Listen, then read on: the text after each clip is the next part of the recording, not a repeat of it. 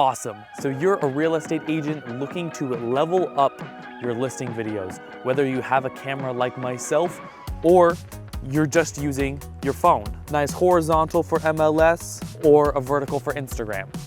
My guess is that you've probably seen people got inspired from Studio 910 like I've been, or Jose Oliveira, or all of the other well-known real estate media groups. If you don't know, my name is David Bronner. I'm a real estate content coach and videographer from the Bay Area of California, working with some of the top YouTubers in the world to some of the most beginner real estate agents, turning them from not knowing how to turn a view into a lead and making them profitable and getting listings booked through Instagram and YouTube. You've probably seen all of those listing videos that I have, whether you want to say professional, keeping it horizontal for MLS, or again, having it shot vertically for an optimized video for Instagram, ending up selling your home. People like Rob Thompson out in Florida are using these exact strategies and have sold over $100 million of real estate from Instagram Reels. The number one thing that you have to focus on is your hook. If you're not getting at least like 1,000 views on your videos, at least the ones with you in them, you have a poor hook. A hook is an image, text, vocals, audio in the first 3 seconds, all of that combined. If you want me to kind of template this out for you, it's a hook, middle context, and a call to action. A hook is around the first 3 seconds, something you can say audibly and visually, also with text. Then you have the middle context, which simply can be 3 points. Then you have a call to action. Many popular ones are DM me for a private tour, DM me this keyword to receive my relocation guide, which is something I offer in my coaching, an entire template for realtors that want to offer a call to action, which a relocation guide is one of the top best 2 ways to turn a view into a lead.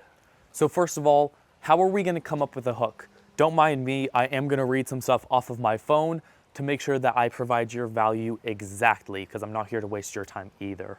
But before we get to that hook, how you stand, walk, and talk, and use your tonality is actually probably the number one thing that you have to focus on before you can do anything. So here, let's get it. I'll be a little farther away. If you are going to walk to a camera, there's many ways that you can do it.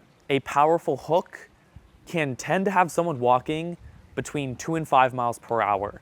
So you're not always gonna walk like this, but you're probably not gonna wanna walk like this either. Before we get to tonality and how you speak and use your words, is your body posture. If you're a man like me that dresses similarly, having some bend in your knees, flexing those legs a little bit if you're standing still. Again, chest up, head up, speak confidently, shoulders back, and a lot of people use and move their hands a little too much. So again, use everything that we said. This is important because you sometimes are going to be delivering messages standing still, especially if you don't have someone to film you like I unfortunately don't have today. So your hand movements, do not keep them to the side. Do not start your video out like this. Keep them in your body posture frame. You can cross your hands. You can do the triangle. You can keep them up, down, preferably comfortably sitting right here. This, and then when you speak to something, use small gestures. Take your pointer finger and your thumb when you talk about this or this. Don't be like pointing every single which way. Today, we are in Oakley, California, standing in one of the best homes that the Bay Area has to offer. And again, like right at the end, my fingers got a little jumbled up. You want to make sure that you create the best content. So let's do it again. Let's make it perfect. Today, we are in Oakley, California, at one of the best homes the Bay Area has to offer. Again, I keep it simple, short, but next you have to work on your tonality and again, your walking. Before we work on how we walk, we got to use tonality. Again, no one wants to watch a video with someone, again, sometimes it happens with YouTube, and I apologize. If I sometimes just talk like this, and then we're gonna talk about like this, even if I smile, it doesn't really sound that great. But what if we're out here? in the beautiful area of Oakley, California, right next to somewhere that's not the best, which is Antioch, kind of back there, but still an amazing suburb in the entire Bay Area. That's how you have to use it. Use your higher end of your voice when you're talking about something nice, something beautiful, something perfect. Then use your lower tone of voice when you're talking about something serious. This home just sold for $80 million. You can use a ramp up voice, or you can go down, or talk how you normally would, but at the end of a sentence, raise or lower your pitch. Today we are in Oakley, California. Today we are in Oakley, California. This is the best beach Florida has to offer. Something super simple. I'm going to lower the angle a little bit just so that you can see my feet. Because, again, this is all about standing. A lot of the times you don't always have the luxury to stand on nice paved concrete. Sometimes it is going to be in the grass. So whenever you start walking and talking, take 2 to 3 steps before you start saying your line. Because when you start talking, your editor is going to cut to you, or you are going to cut to yourself. So we're going to take 2 examples right here.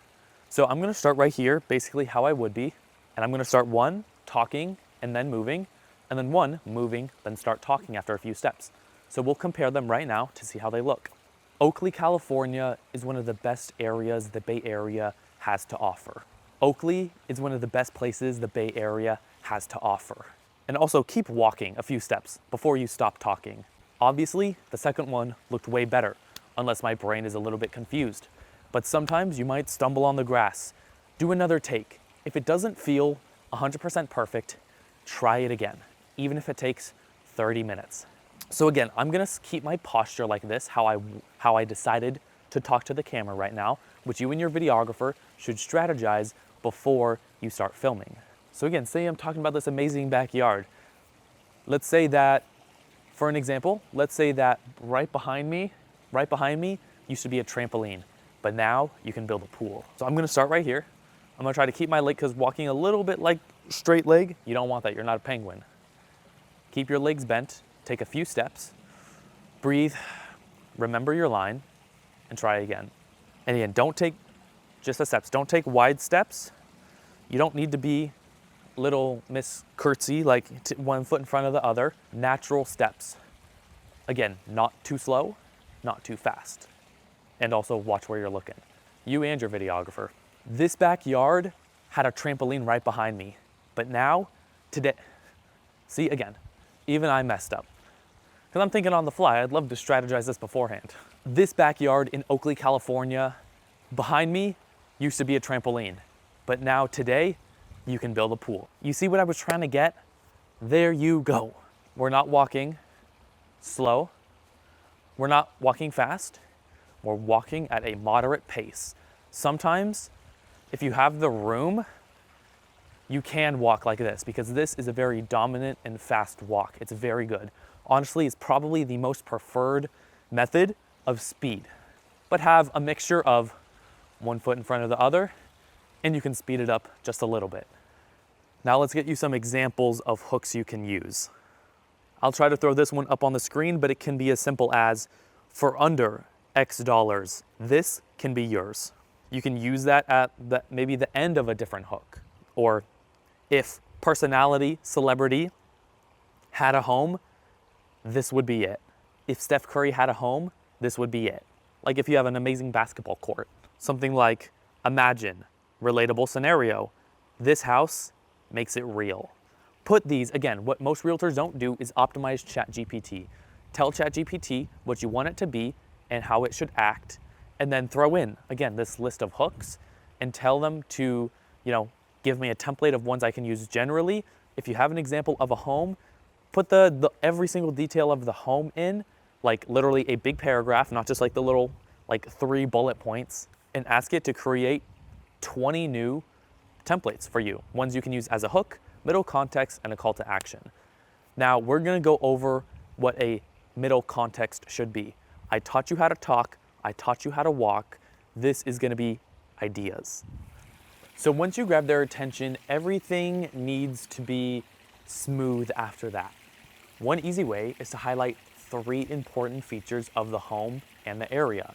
Keep your movements steady and maybe use a wide angle lens on your phone or a camera, like I'm using right now actually. Something similar like the open concept living room is flooded with natural light. Again, add 3. So have one about the best room in the house. Have one about the backyard. Maybe one about the area. And sum it up in the beginning and the end with the most beautiful shots of the home. The best angle with the best light. If there's shade on the home and you can wait 1 or 2 hours to get better light, do that. Next, let's focus on call to actions. So some that aren't, DM me keyword or comment keyword or book a private tour. Some examples could be, this listing is already getting attention. DM me to learn more. Want to see this home in person? Schedule a private tour with me today. Create urgency and tell the viewer what the next step they need to take. That weaves into relocation guides whenever you are serving a relocation guide to someone. So that's why comment keyword works, because they know what to do. Do you notice that whenever you do that, you probably get more comments on a post that you don't give them any action to take? And that's why you need a relocation guide.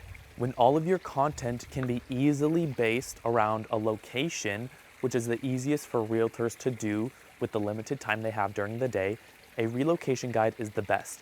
Because when someone goes and downloads and you send them in, like your Beacons account sends them an email of the relocation guide, what are they doing? They want to learn more about the area. And it's a big step. Hi, Carly. It's a big step that is free for them. And then you also get a lead. Nurture it through the emails and through the DMs. If your profile does not have a next step for them to take, whether it's some kind of download, give them some free value. It doesn't have to be a relocation guide, but offer them something of value for free in your bio, and that's how you turn a view into a lead.